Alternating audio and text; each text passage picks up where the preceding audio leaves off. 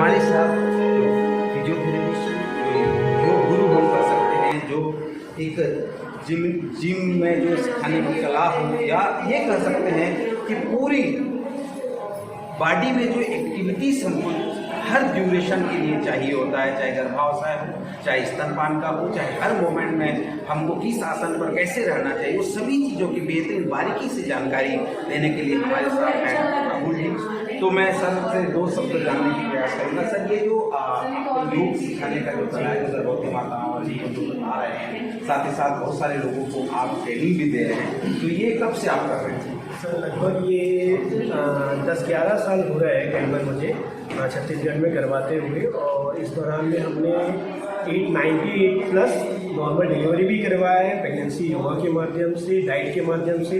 मैं जहाँ डाइट की बात कर रहा हूँ तो यहाँ कोई क्रैश डाइट नहीं है, हेल्दी डाइट है कि आपको सब कुछ खाना है, उससे पचा कैसे सकती है प्रेग्नेंट महिला, उस पर फोकस है। पानी का कितना इंपॉर्टेंस रहता है प्रेगनेंसी में, प्लस क्योंकि एक फिजियोलॉजिकल चेंजेस बहुत आते हैं प्रेगनेंसी के दौरान, तो उस दौरान में वो फिजिकली, मेंटली, सोशली कैसे अपने आप को बैलेंस कर सके, उसके लिए हमारा पूरा प्रयास है सर, गर्भ संस्कार के माध्यम से। स्तनपान सप्ताह की आप सभी को ढेर सारी शुभकामनाएं। हमारी कोशिश ये है कि आज जो कार्यक्रम रखा गया है, इस कार्यक्रम में ज़्यादा से ज़्यादा आप यहाँ से नॉलेज ज्ञान लेकर जाएं और उसे अपने जीवन शैली में लाएं। आप लोग जब भी बैठे हैं इतनी देर से मैम, तो पहला रिक्वेस्ट ये रहेगा कि आप देखिए दुनिया में जितने भी चेयर बने हैं, वो चेयर 90 डिग्री पे क्यों बना रहता है? आपके घर में जितना भी चेयर है वो 90 डिग्री पे क्यों बना हुआ है? ताकि आप अपनी कमर सीधी रखें। कभी विचार करिएगा, दुनिया में जितनी भी चेयर बने सब इसलिए बने कि आप अपनी रीढ़ की हड्डी सीधी रखेंगे, और ये पाँव जो आपका लटक रहा है, मैं बहुत सारी महिलाओं को देख रहा था, माताओं को देख रहा था, वो लटकना नहीं चाहिए पाँव कभी। देखेंगे कि एक हड्डी होती है हमारी यहाँ पे, जिसको हम बोलते हैं पेल्विस, कहीं ये और घूम जाता है। उदाहरण के लिए समझिएगा, ये आपका गर्दन है, ये आपकी पीठ है, ये आपका कमर है, तब ये पेल्विस होता है, ये आपकी जांघें हैं, ये घुटना है, ये पाँव है, ये एड़ी, ये फुट है। अगर आप साइड से देखोगे तो शरीर ऐसा दिखता है। अब समझिए, ये जो डंडी बनाया है ना मैंने, जो आपकी कमर के नीचे के और ऊपर के हिस्से को जोड़ के रखता है, उसे हम मेडिकल साइंस में पेल्विस कहते हैं। और पेल्विस आपके दोनों साइड पे, राइट और लेफ्ट, और इसी के अंदर में आपका बेबी रेस्ट कर रहा है। तो पहला चीज, इतनी सारी चीजें जो हम बात कर रहे हैं ना, उसकी शुरुआत ही ऐसी होती है कि उसको आप कितना रिलैक्स रखोगे। तो आप अपना पाँव जमीन पे रखिएगा, वरना कई बार प्रेगनेंसी में कॉम्प्लिकेशंस आते हैं ना, कि वेरिकोस वेन हो गया, पाँव में गुच्छे बन जाए, नसें में जो गाढ़े बन जाती है, उसकी शुरुआत यहाँ से होगी। तो आप उस चीज़ का ध्यान रखें। आज का जो टॉपिक है हमारा, प्रेगनेंसी के दौरान क्या ध्यान करना है हमें, उस चीज़ पे ज़्यादा वर्क है, प्लस थोड़ी सी एर्गोनॉमिक एडवाइस और कुछ आप लोग को गर्भ संस्कार के बारे में इन शॉर्ट में बता देंगे। डेली रूटीन में आप में से कितने लोग हैं जो वॉक करते हैं? ईमानदारी से बताइए। चलते कितने लोग? हाथ उठाइए। चलते कितने दिन चलेंगे?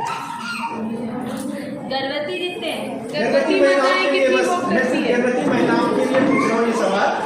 आप में से कितनी माताएं हैं जो वॉक करती हैं? इसी तरीका था आपको फिजिकली फिट रखने का। जब एक लड़की माँ बनती है, तब से लेके जब वो बच्चा जन्म नहीं लेता, इनफैक्ट अगले 1.5 साल तक उसके शरीर में पूरा फिजियोलॉजिकल चेंजेस आता है। मतलब फिजियोलॉजिकल चेंजेस का मतलब है कि उसके बाल झड़ेंगे, स्किन ड्राई होगा, वेट बढ़ जाएगा, शरीर का फिगर पूरा खराब हो जाता है, डिप्रेशन केस भी आ सकता है, बहुत सारी चीज़ें चेंजेस आती हैं। इस चीज़ को समझना जरूरी है। तो सबसे पहले यहाँ पे बार बार बात हुई है, आज स्तनपान दिवस का दिन है कि हमें बच्चों के साथ ये ऐसे व्यवहार करना, उनसे प्यार करना है। मैं एक चीज़ उसमें थोड़ा सा ऐड करना चाहूँगा कि सबसे पहले आप अपने आप से प्यार करें। जब तक व्यक्ति स्वयं से प्यार नहीं करेगा, वो किसी भी इंसान से प्यार नहीं कर सकता। ये कड़वी सच्चाई है, इस दुनिया की सबसे कड़वी सच्चाई है। अगर आप खुद सोचो, आप दुनिया में तो अकेले आए थे ना कि अपने बच्चे को लेकर आए थे? बिल्कुल भी नहीं। हम आए अकेले थे इस दुनिया में, उसके बाद फिर हमारे कर्म के हिसाब से हमें लाइफ पार्टनर मिलता है, जीवन साथी मिलता है, औलाद मिलती है, सोसाइटी सपोर्ट, सब हमारे कर्म के हिसाब से होता है। तो सबसे पहले आज से, अभी से आप अपने आप से प्यार करेंगे, ये प्रॉमिस करेंगे। प्रॉमिस? सब इतने टेंशन में, चेहरे पे मुस्कान होनी चाहिए आप लोगों के। प्रेगनेंसी फेज एक खुशहाली का माहौल होना चाहिए। आपका एक चेहरे पे मुस्कान, आपके अंदर जो एक जीव बन रहा है, पैदा होने वाला है जो दुनिया में, उस पर पूरा चीज जाता है।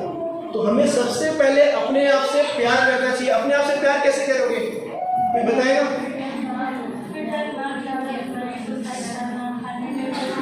बिल्कुल, आप जैसे प्रेगनेंसी से पहले अपना ख्याल रखते थे, आपको अभी और ज़्यादा अपना ख्याल रखना है। अगर स्किन ड्राई हो रहे हैं तो स्किन को मॉइस्चराइजर लगाइए, तेल लगाइए। बाल झड़ रहे हैं तो उसमें क्या क्या चीज़ खाने का है वो खाइए। पानी की मात्रा बनाए रखिए। हर कोई आकर यहाँ पे एक ही चीज़ बोल रहा था कि पानी अच्छे से पिए। क्यों? हमारा जो शरीर है, पूरा शरीर है, इस शरीर में 60 to 70% जो हमारा कंटेंट है वो वाटर से बना हुआ है, पानी से बना हुआ है। अगर आप पानी कम पिएंगे तो उसका असर आपका डायरेक्टली आपके ब्लड प्रेशर पे जाता है, बीपी पे जाता है। और अगर बीपी बढ़ा रहेगा तो कभी भी आपको नॉर्मल डिलीवरी नहीं हो पाएगी। ये चीज़ें अपने दिमाग में रखिएगा।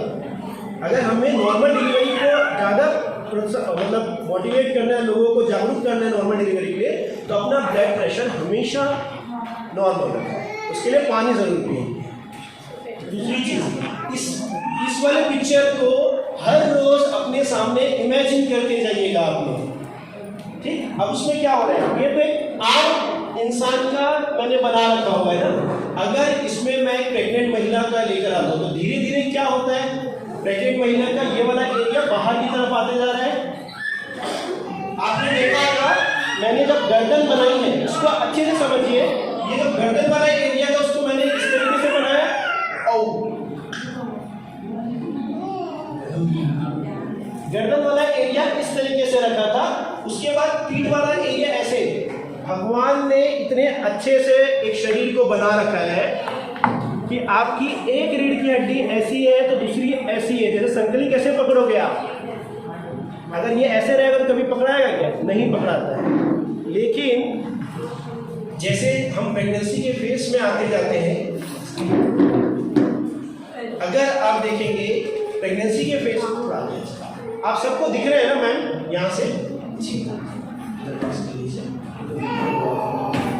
अगर आप ध्यान से देखेंगे, आपको ये चीज़ समझना जरूरी है। जितनी भी प्रेग्नेंट महिलाएं, सबसे मेरी विनती है ये चीज़ को अच्छे से समझ लेना और खुशी से पूरे 9 महीने अपने आप से प्यार करो, अपने शरीर से प्यार करो। कैसे आप जो भी वजन बढ़ रहा है आपका प्रेगनेंसी के दौरान, उस वजन को कैसे कम करेंगे ये भी यहाँ पे पूरा जादू बता के जाएंगे आप, ठीक है?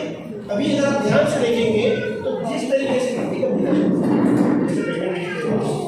आप देख रहे हो, ये वाला व्यक्ति एक नॉर्मल व्यक्ति का था, लेकिन जैसे जैसे ये पीठ बाहर की तरफ आते जाएगा, आपके पीठ में गड्ढा बनते जा रहा है ना?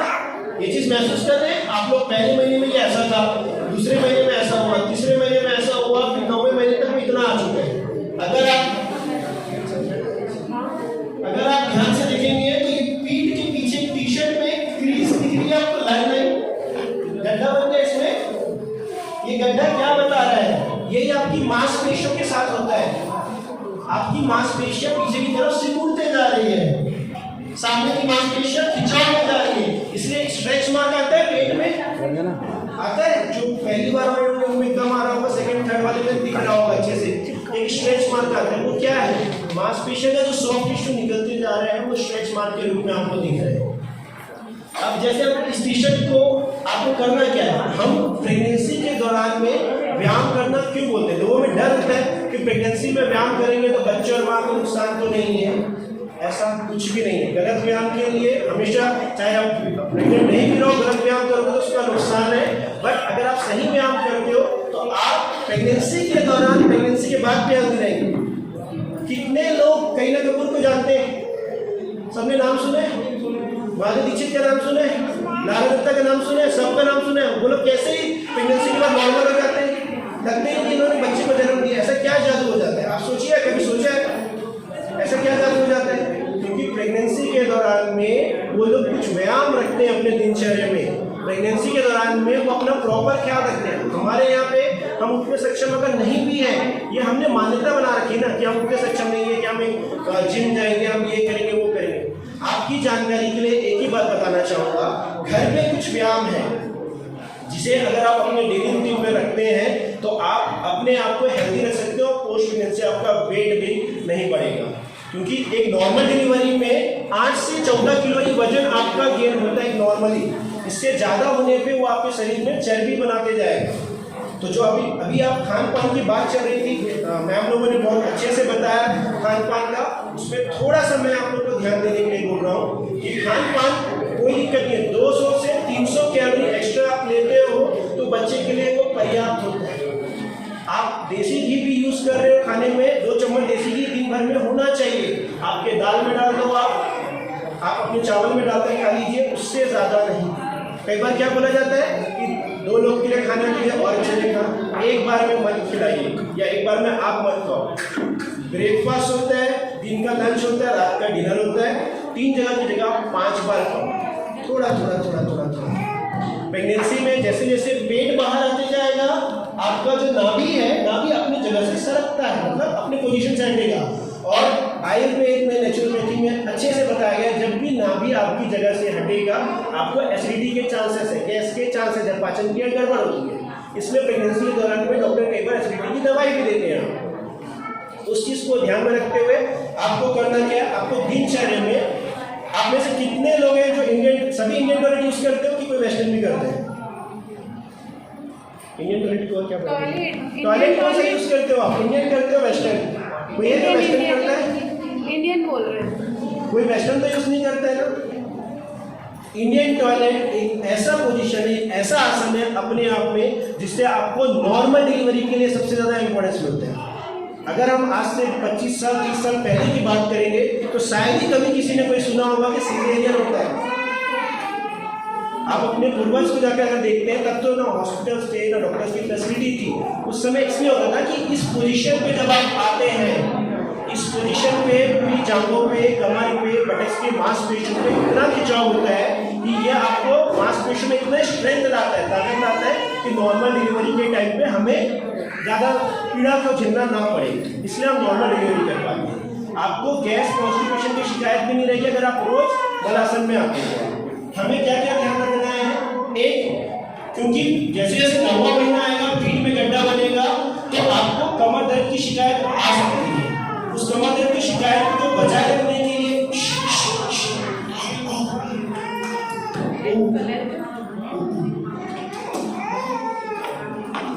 आपको पीठ में दर्द ना हो, उसके लिए सबसे अच्छा व्यायाम क्या होता है कि आप चारों हाथों में आते हैं, मर्चरी आसन, कैट एंड काउ पोज।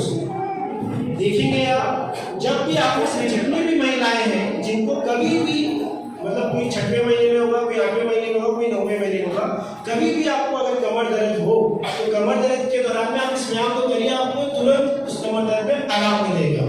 तो बैठना कैसे है जमीन पर, इस चीज का ध्यान रखिए। मैंने क्या किया, आप सबसे पहले अपना एक पाँव पीछे की तरफ रखेंगे किसी भी सहारे के साथ, फिर धीरे से दूसरा पाँव लाया है सहारे के साथ में, धीरे से अपने आप को वज्रासन में लेकर आते हैं आप, फिर धीरे से आगे की तरफ जाएंगे। आपके दोनों घुटनों के बीच में एक गैप होना जरूरी है।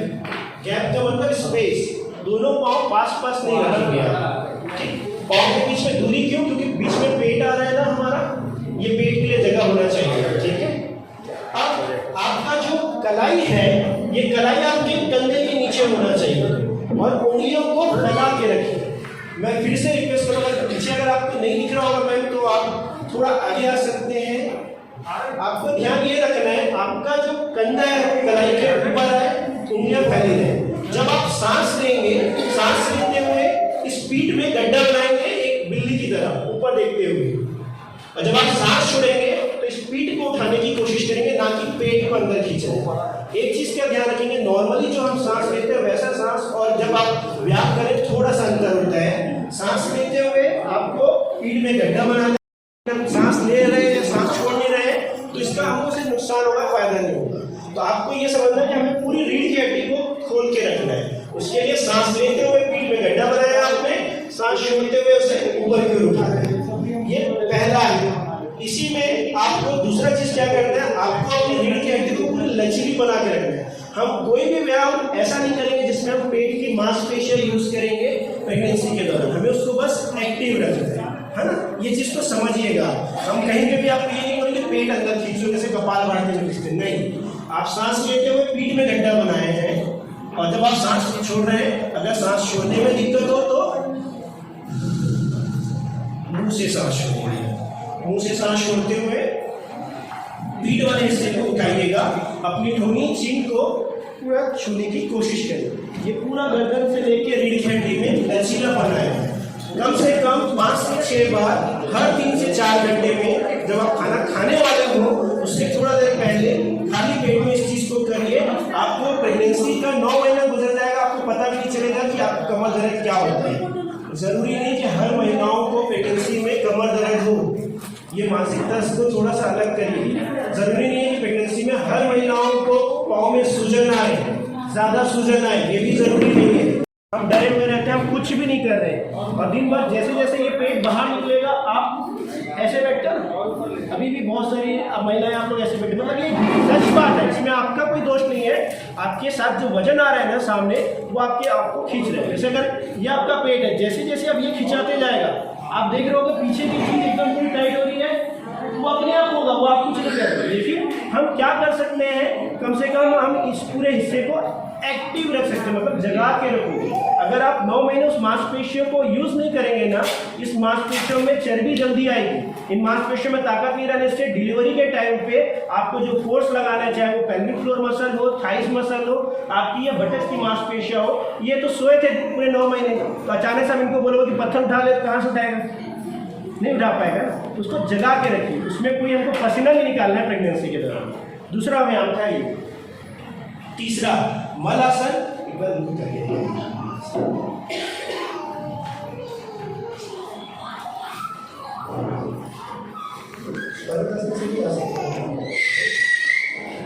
आप इसी जगह पे दोनों पांव फैला के रखे हुए हैं, आप हल्का सा घुटना मोड़ते हुए धीरे धीरे इसी तरीके से मलासन में,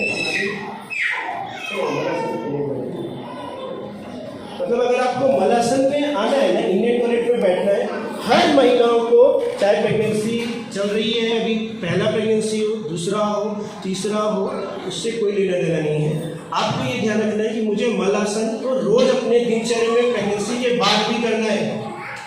ये एक ऐसा व्यायाम है जो आपकी पाचन क्रिया पे डायरेक्ट असर करता है। मतलब आधी बीमारियां जो 90% बीमारियां होती है वो पाचन क्रिया गड़बड़ होने से हो रही है। आप जितनी भी बीमारियां चेक कर लीजिए, हार्मोन्स में प्रॉब्लम आ जा रही है, क्यों आ रही है? हमारी पाचन क्रिया गड़बड़ होगी, सिस्टम पूरा गड़बड़ होगा।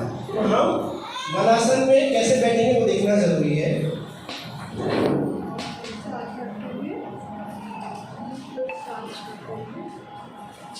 ये बैठे हैं डायरेक्ट। अगर आप कभी ऐसे नहीं बैठे होंगे तो आप किस तरीके से बैठ सकते हैं, दूसरा ये भी समझिएगा। आप यहाँ पे अभी ये किया ना, आपने पीठ में गड्ढा बनाया और ये किया, फिर उसके बाद ये वाला व्यायाम किया आपने, यहीं से अपने पंजों पे आइए, धीरे से पर्वत आसन में पाँव को बाहर की तरफ खोलेंगे, मुंह से सांस आगे आराम से मलासन में। आपको ये ध्यान रखना है इस एक ही पोजीशन पे हमारा जब आप गायनेकोलॉजिस्ट से कंसल्ट करके नॉर्मल डिलीवरी से पहले इसी पोजीशन को बैठा के रखती है आपको। उस देर तक आप सोचिए जब उस पोजीशन पे एक बच्चा पूरा बाहर आ सकता है तो हमारा मल क्यों नहीं आएगा? जो गैस कॉन्स्टिपेशन की शिकायत होती है पोस्ट प्रेगनेंसी के बाद में, आप देखेंगे पोस्ट प्रेगनेंसी के बाद गैस कॉन्स्टिपेशन क्यों हो रहा है? क्योंकि ये कपड़ा टाइट था, अब बेबी निकलने के बाद तुरंत ये टूट जाएगा, एकदम सॉफ्ट हो गया, फ्लैबीनेस हो गई है। हमने तो कुछ उस पर ध्यान ही नहीं रखा था। इस 9 महीने के दौरान आप कुछ व्यायाम जो यहाँ बता रहे हैं दिन भर में एक बार करिए, वो जिंदा रहेगी मांसपेशियां। आपको गैस कॉन्स्टिपेशन बोलने में ऐसा करे कुछ बीमारी नहीं है, सबसे बड़ी बीमारी ही गैस कॉन्स्टिपेशन है, पाचन क्रिया में अनियंत्रण। अगर देखो आपका पाचन क्रिया ठीक नहीं रहेगा तो आपका बीपी बढ़ जाएगा, कोलेस्ट्रॉल बढ़ जाएगा, आपका शुगर लेवल बढ़ जाएगा, आपका सब चीज़ तो उसी से ही बढ़ेगा, क्योंकि जो चीज़ आप पचा नहीं पा रहे हैं वो खुद में बढ़ेगा। समझ रहे हैं आप लोग? तो चेहरे पे मुस्कान क्यों नहीं है? चेहरे पे मुस्कान रखिए, है ना? ठीक, ये तीसरा व्यायाम आएंगे मेरे सामने। चौथा और एकदम इजी व्यायाम है, जब भी आपको मौका मिले, क्योंकि महिलाएं किचन में भी समय गुजारेंगी, किचन में ज़्यादा देर तक खड़े रहते हो आप, तो आप अपने दोनों पाँव को फैला के रखें। देखो क्या होगा, अधिकांश महिलाएं अगर वहाँ से आप देख रहे होंगे किचन में काम करे धीरे धीरे ऐसे ही होता है, यही करते हो आप लोग, और फिर आप कंप्लेन करते हो कि मेरे को इस तरफ दर्द है या मेरे एड़ी में दर्द है। क्यों? भगवान ने 2 पाँव दिया था, तो हम अगर 1 पाँव पे वेट लेकर रखेंगे तो भगवान को चैलेंज कर रहे हैं, ईश्वर को चैलेंज कर रहे हैं कि मैं मैनेज कर लूँगा। मजाक था। एक बात यह है कि जब दोनों तरफ आप अगर सेंटर पे हो तो दोनों पाँव में वजन आ रहा है 50-50, तो आपको वेट है सेंटर पे आएगा। लेकिन अगर आप ऐसे करके खाना बना रहे हैं, पूरा वजन इस पाँव पे आ रहा है, इस तरफ के हिप पे, छोटी सी चीज़ है, करके देखो, आपको कभी भी कमर दर्द की शिकायत नहीं होगी, ना ही पाँव में वेरिकोस वेन या हील पेन जिसको बोलते हैं, जिसको मतलब आजकल लोग बोले बहुत बड़ी बीमारी, ऐसा कुछ भी नहीं है। आपको सिंपल है, प्रेगनेंसी के दौरान, प्रेगनेंसी के बाद भी पाँव को कंधे की दूरी पे खड़े करके अपने आप को देखिएगा, और आप चाह के भी अपना वेट शिफ्ट करोगे तो नहीं होगा। ईजी था कि उसको कैसे ठीक करें। अगर पाँव पास रहेगा तो बेस ऑफ सपोर्ट का मतलब सपोर्ट के लिए जगह नहीं बना हुआ है। अगर ये जो पिलर बनेंगे पास बनाते तो शख्स खड़ा रहता है क्या? बिल्कुल भी नहीं, इसकी भी दूरी बराबर थी। वही चीज़ आपने पाँव को दूर करके अपना पिलर बढ़ा दिया, सपोर्ट ज़्यादा हो गया। इस चीज़ का एक ध्यान रखिएगा। सबसे ज़रूरी होता है प्रेगनेंसी में आपका ब्रीदिंग पैटर्न, मतलब सांस लेने की प्रक्रिया, क्योंकि जैसे जैसे पेट आएगा ना, मैं नॉर्मल व्यक्ति सांस कैसे लेते हैं?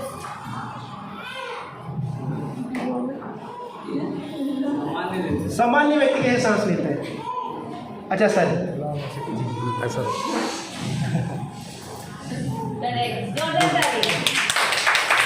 बोलने का मतलब ये है, आप जब नॉर्मली सांस लेते हैं ना, सांस लेते हुए कोई भी एक दिन कुछ बताओ तो फिर मैं आगे कुछ करूँ उसमें ऐड करूँ। सांस लेते हुए हम छाती पेट में हवा कहाँ भरे, कैसे भरे?